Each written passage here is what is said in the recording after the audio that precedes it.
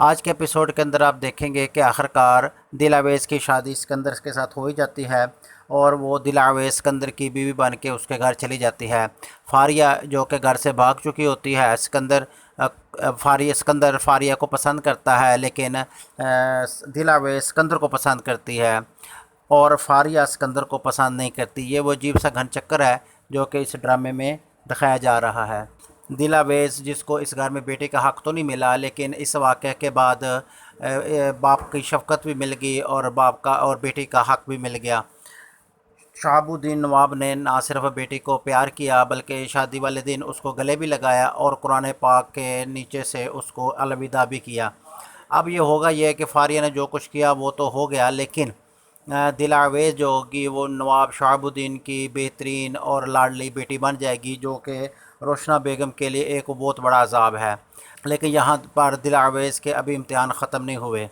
دوسری طرف جب روشنہ بیگم اور اسکندر کی ماں کا ٹکرا ہوتا ہے تو روشنہ بیگم اسے کہتی ہے کہ ہم اپنے وقت کیے پہ شرمندہ ہیں، لیکن اسکندر کی ماں کہتی ہے کہ مجھے یقین نہیں ہوتا کہ آپ اتنا گھٹیا قسم کے لوگ نکلیں گے، اور آپ لوگوں کو تو شرم نہیں آتی، اتنا کچھ ہو رہا اور اتنی ڈٹائی کے ساتھ آپ مجھ سے بات کر رہی ہو، آپ لوگوں نے جو کچھ کیا آپ کو تو شرم سے ڈوب مرنا چاہیے۔ اب روشن بیگم کیا بولتی، وہ تو صرف چپ کر کے سن رہی تھی۔ اسکندر کی ماں نے اس کی اچھی خاصی دھلائی کر دی۔ اب یہ تو روشنہ بیگم کے اندر پوچھو کہ وہ اندر سے کتنی جل رہی ہے جو فاریہ نے اس کے ساتھ کیا ہے۔ بصورت دل آویز اسکندر کی بیگم کے طور پہ اس کے گھر جب پہنچ جاتی ہے اور کمرے میں بیٹھی ہوتی ہے، اسی دوران اس کو آنکھ لگ جاتی ہے۔ اسکندر جب کمرے میں آتا ہے تو چٹکی بجا کر دل آویز کو جگاتا ہے اور اسے کہتا ہے کہ تم ابھی اور اسی وقت اس کمرے سے نکل جاؤ، تمہیں کوئی حق نہیں بنتا اس کمرے میں بیٹھنے کا، اس بیڈ پہ بیٹھنے کا۔ جب دل آویز کوئی بات کرنا چاہتی ہے تو اسکندر شدید غصے سے کہتا ہے نکل جاؤ میرے کمرے سے۔ دل آویز اسی ٹائم کمرے سے نکل کے باہر بیٹھ جاتی ہے۔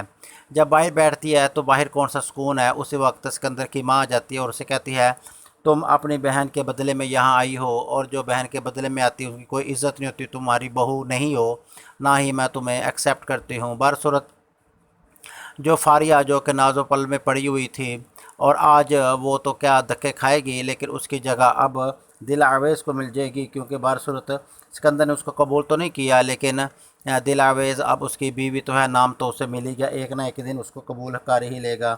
نواب شہاب الدین جو کہ فاریہ کو ہی اپنی بیٹی مانتا تھا اور دل آویز کو اپنی بیٹی ماننے سے انکار کرتا تھا، آج اس کی فاریہ تو اسے دھوکہ دے کے چلے گئی اور اس کی عزت کو نیلام کر دیا۔ لیکن دل آویز نے نہ صرف اس کی عزت رکھی بلکہ نہ چاہتے ہوئے بھی دلہن بن گئی اسکندر کی۔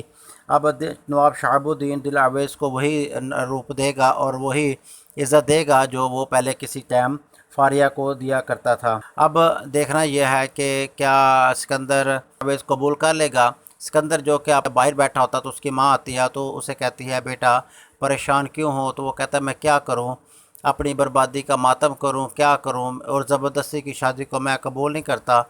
اب اس کا دل نہیں چاہ رہا کہ وہ کیا کرے، وہ غصے سے لال پیلا ہوا ہوتا ہے۔ اب دیکھنا یہ ہے کہ وہ آگے کیا کرتا ہے۔